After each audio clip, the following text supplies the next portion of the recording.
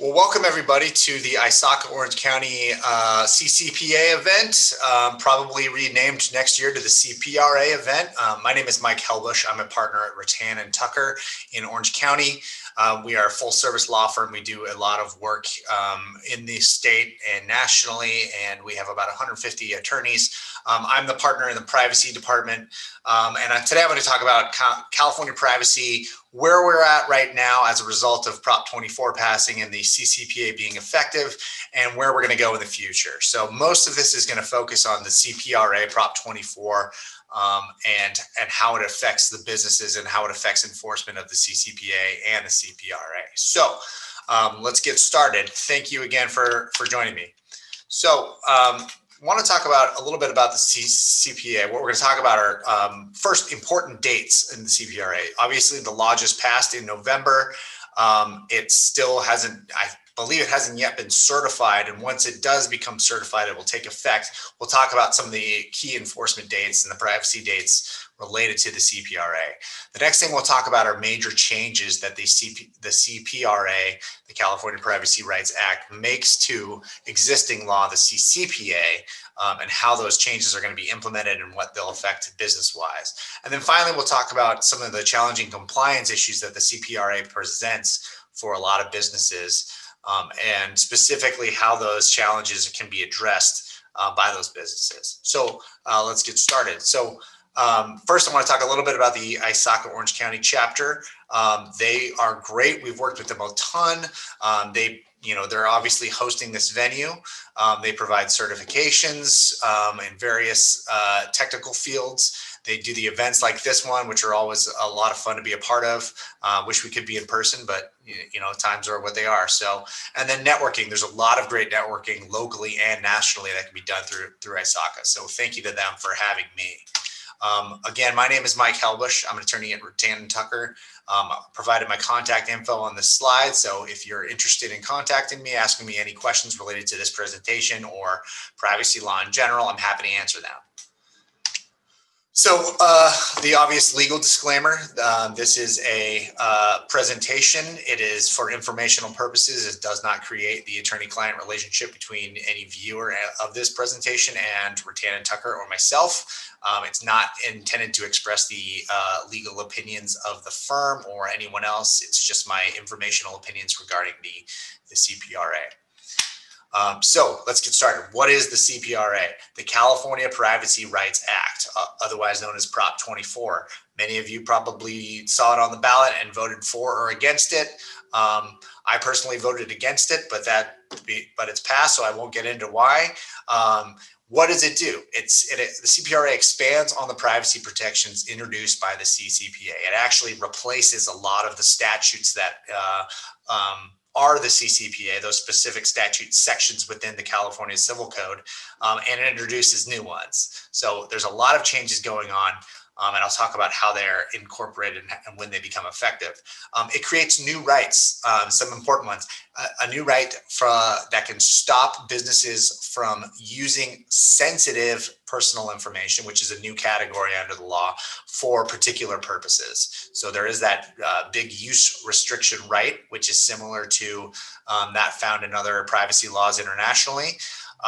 It adds a requirement of opting out of the sharing of personal information rather than just the selling of personal information. I'll talk about the difference between the two in a little bit.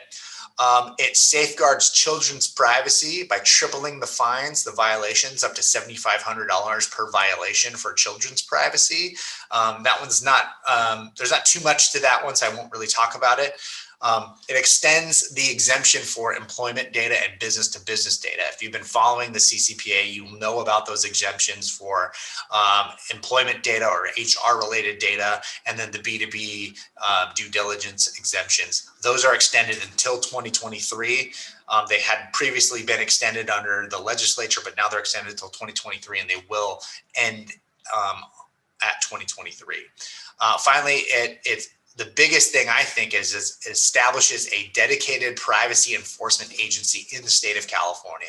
It will be well funded. It will be a large entity. It will have a lot of a lot of power with respect to the ability to force not only the CPRA in 2023, but also the CCPA once it's up and running. So let me talk a little bit about that. A couple other new rights. The right to rectification. The CPRA provides the right to allow consumers to request the correction of information that the business has about them. So they can actually say, I want to change what information you have about me, not just delete it or access it. The right to opt out of the sharing of personal information. That's sharing in the sense of cross-contextual advertising. So interest-based advertising, using personal information about the consumer to inform those ads. That there's the ability now to opt out of that. There's the right to restrict the use of sensitive PI, which I mentioned before, and we'll talk about a little bit more. And then a couple of other minor ones. This look back period, the removal of the 12-month look back period in the CCPA with regard to accessing personal information. So upon the effective date of the law in 2023, consumers, when they make an access request, show me what data you have about me, it's beyond that 1-year look back period. It's potentially indefinite. So any information you've collected about the consumer ever would be subject to those access requests. It allows data to be used to assist in government investigations. It permits law enforcement to direct a business to not delete personal information and to assist the government in some instances. So there are nuance there, and I won't talk about them too much, but that's actually a pretty prominent change within the law. And then another big one I think that a lot of people miss is that it removes the automatic right to cure that was in the CCPA for violations. So current law states that there's 30-day right to cure a violation of the CCPA for any business upon notice of that violation. The CPRA removes that right and makes it permissible. Basically, the enforcement agency can permit a cure period for the business, but it's not now legally mandated. So I thought this was a good quote to kind of jump into substantive discussions about the CPRA. This was Alistair McTaggart, the proponent of the CPRA, the proponent of the CCPA as well, talking about the California Privacy Rights Act, essentially saying you can't amend the law, you can't weaken the law, you can only strengthen it. That's written into the statute itself. Any changes made by the legislature have to be for the purpose of creating or protecting privacy rights in California. It can't be used to weaken them. So there will be a lot of arguments, I think, over what that really means. But that is a powerful statement and a powerful inclusion into the statute itself. So major changes. The CPRA becomes effective almost immediately. So as soon as the law is certified, about 5 days after that, or the election is certified, about 5 days after that, the law becomes effective. But it doesn't become operational until 2023. So what does that mean? So let's look at the important dates in this slide. Effective date, if it's passed November, whatever date the final date is, it will become effective. What that does, what happens immediately? First, it creates the substantive change in the statute, so that the statute will change to be replaced with the law as written in Prop 24. What that does is it creates the California Privacy Protection Agency and gives them enforcement authority. So the agency will be established very, very quickly, actually, probably within about 3 to 6 months.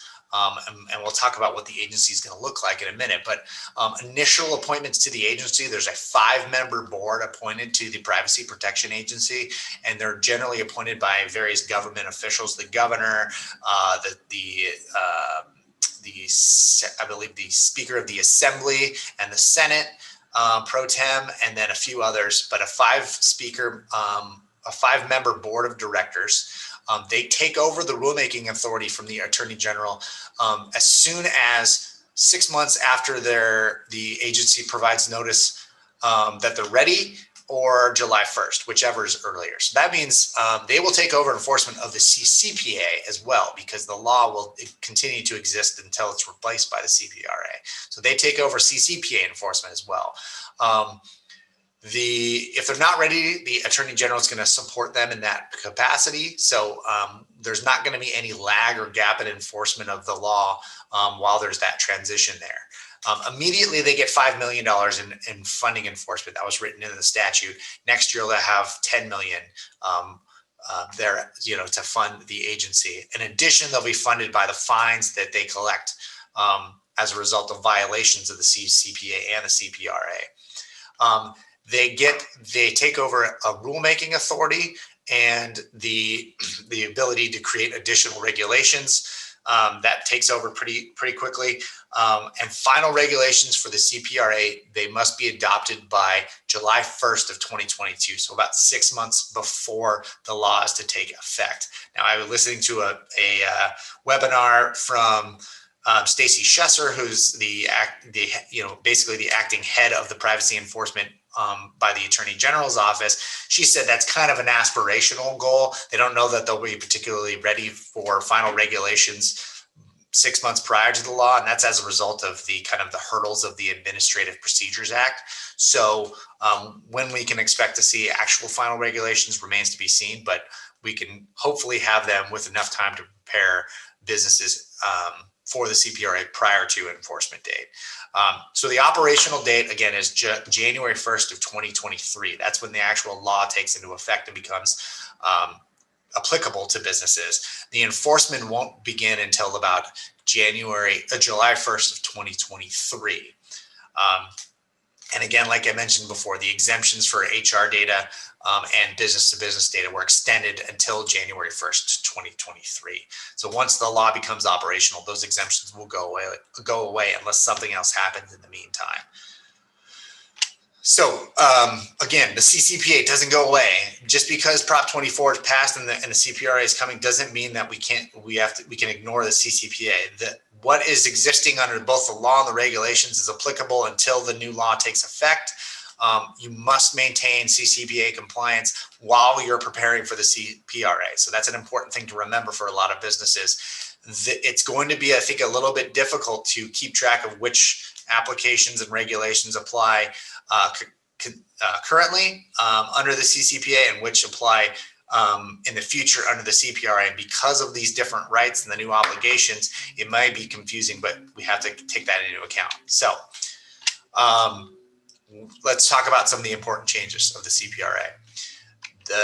Again, in addition to the Privacy Rights Enforcement Agency, it's an administrative agency. It's a executive branch agency under the California government. It's a 5-member board with administrative power and 8 consecutive year max terms by the board members. So they have the ability to rulemaker. They have the ability to hire staff and lawyers and advisors and consultants. There will be the appointment of what's called a chief privacy officer. The sole responsibility or the primary responsibility of the chief privacy officer will be to conduct audits of businesses to ensure compliance with the CPRA. That's a big thing because one of the commonly understood things about the CCPA was that the Attorney General's office had a lot of other priorities. Privacy was on the list, but there wasn't a whole lot of budget allocated to enforcement of the CCPA. That's going to change. So I think we'll very quickly start to see in early next year a lot more enforcement actions with respect to the CCPA. And then if we have a chief privacy auditor appointed who can conduct audits under legal authority, we're going to see a lot more a lot more enforcement actions.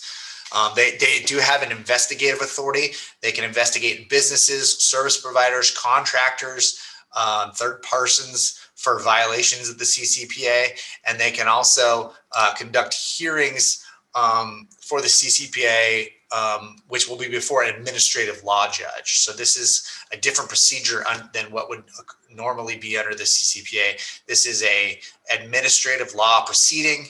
There's different rules that apply to that. It's more of a streamlined issue. There's less of a formal litigation type requirement. So we can see probably a lot more enforcement actions that way.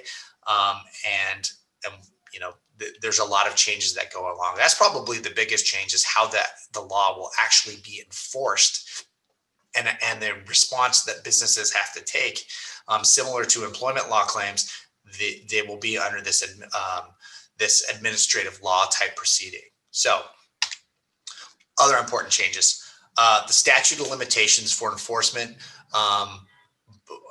in an administrative action by either the Attorney General or the California Privacy Protection Agency is 5 years. So 5-year statute. So compliance, you should maintain records, even though it may say you can keep records for a lesser amount of time. If there's a statute of limitations of 5 years, you want to kind of keep the records as long as possible within that statute. There's a tolling of statute of the limitations for fraudulent activities or concealment of the acts or identities of the violating parties. So if there's a party that is violating the CCPA that may not be the business, but maybe a downstream third party or service provider, those actions are tolled with respect to that business if they've actively concealed who they are. And then there's the ability under the CPRA to administer both administrative fines and civil penalties. And it gets a little confusing, but generally what it is that the California Privacy Protection Agency, the CPPA, can administer fines against businesses, and the Attorney General can seek civil penalties against businesses.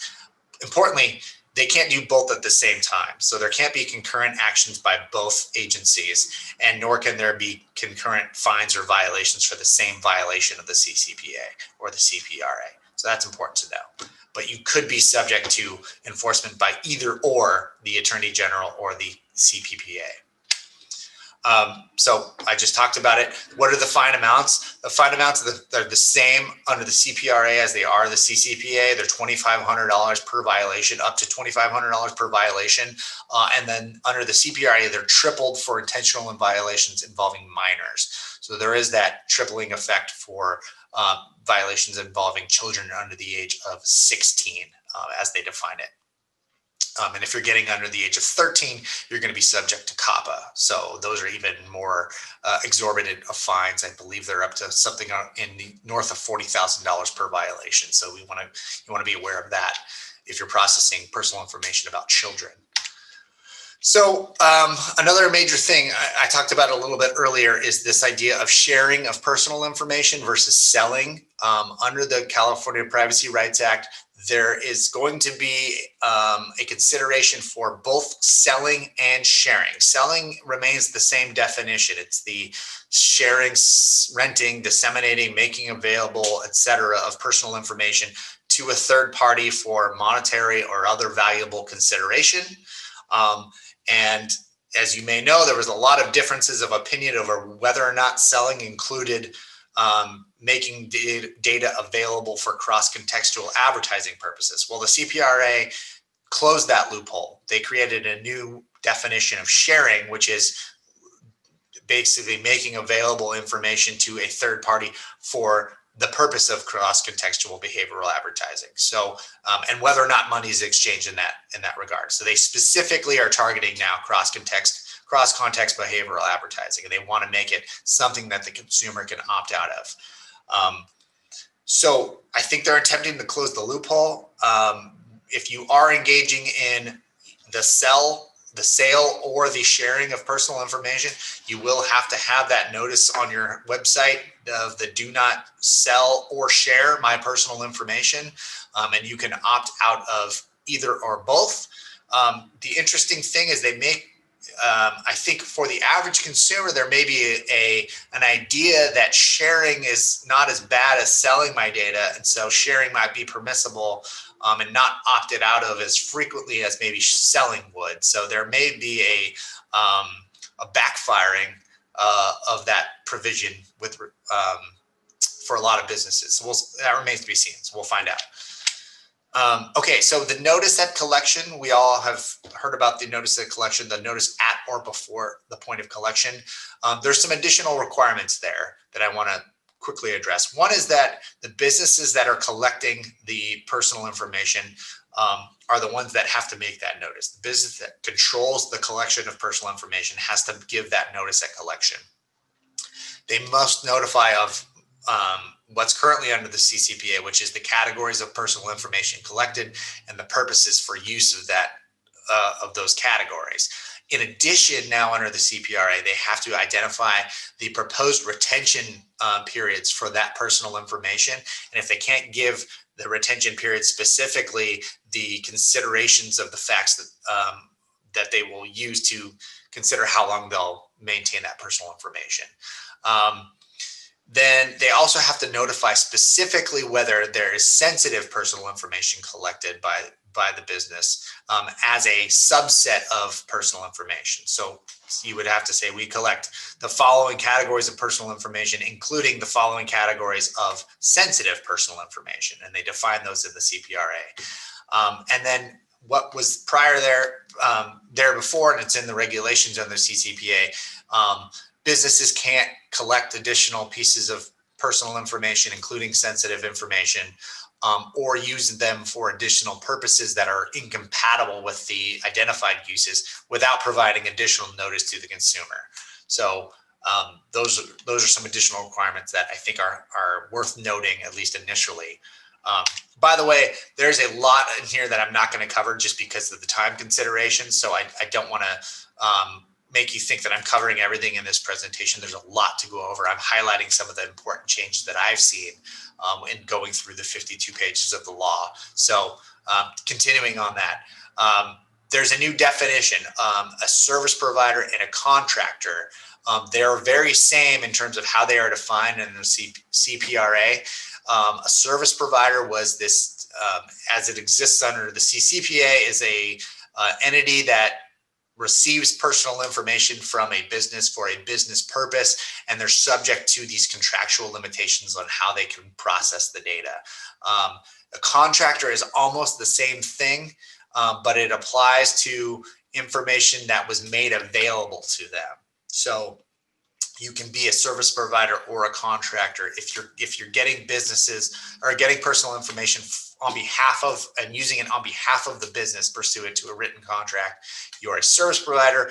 If you've gotten personal information made available to you for a business purpose pursuant to a written contract, you're a contractor.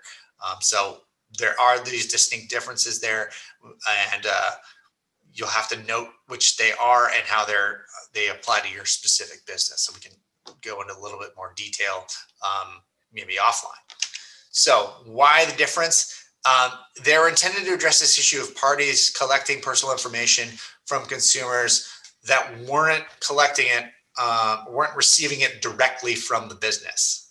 So for example, if information was made available through a business's website, but they were acting as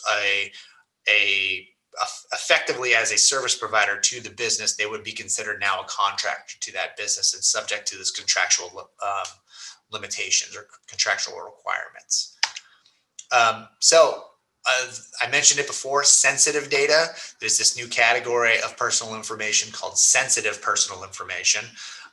Their special categories include financially sensitive information, information that would present security risks, so access credentials, login information, that type of information that's highly private, like sexual orientation or your membership in a union, that type of information is sensitive.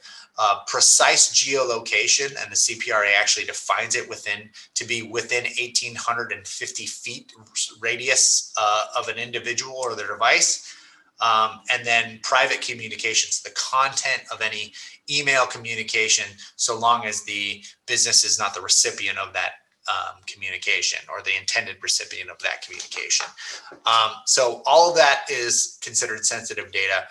The consumer now has a new right under the CPA to limit the use of that personal information, and they can limit it to anything but a few enumerated categories. The primary one is the intended use of that information. If they're providing a product or a service and you need that sensitive data in order to provide that product or service, that's permissible. There are a few other enumerated reasons you can use sensitive data, and everything beyond those specified reasons, the consumer has the right to limit the use of those, so to basically restrict the business from using or disclosing that sensitive data for purposes that aren't enumerated. And then if you do have a use restriction opted in, so a consumer says, don't use or share my personal information or my sensitive personal information, the business has to wait about a year. They have to wait 12 months until they can request that the opt in to reuse that personal information. So they have to get consent to disclose or use the information for the purposes they had originally intended, if that use limitation applies. So some of the challenging compliance issues. 2 years is not a long time to get ready for the CPRA, given the length and the complexity. So we will go pretty quickly through these and talk about some of them. New contracts, what is it going to require? New contracts are going to be required. Service provider agreements need to be updated. Contractor agreements need to be updated. Data sharing agreements are going to need to be put in place just to define various roles under the CPRA. Updated data mapping is going to have to be done to include things like, do we have sensitive data? What are the retention periods for that data? Do we have processing limitations applicable to this where it's sensitive data and so it's subject to use restrictions?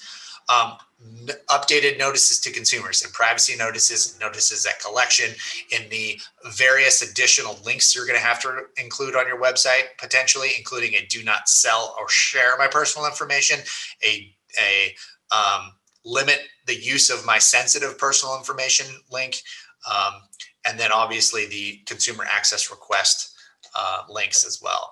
And so updates, you may have to update your user interfaces to avoid what's called dark patterns, or basically deceptively designed features in a website that would that would basically obfuscate the consumer's rights to exercise their privacy rights.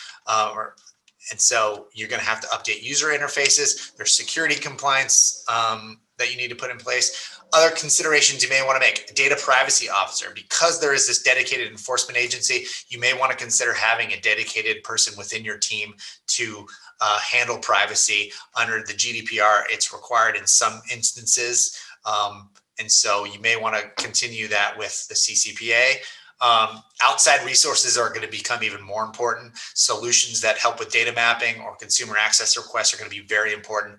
And cybersecurity is even going to be more important, I think, too, because we have these additional categories of sensitive data. They don't change the definition under the data breach portion, but they do make it, the CPRA does make it a responsibility to have in place reasonable security of personal information. So you do want to have, if you haven't already undertaken cybersecurity audits, you definitely want to do that. Talk to the people at ASACA. They will be very helpful. So with that, I want to thank you all very much. I know that was jumping around a lot, but there's a lot to cover in the CPRA. Thank you for participating. If you have questions about it, please contact ASACA OC or myself using the information provided in this presentation, my email, or call me or connect on LinkedIn. I appreciate the time. Thank you so much. I'll be available for questions as well. Thank you so much.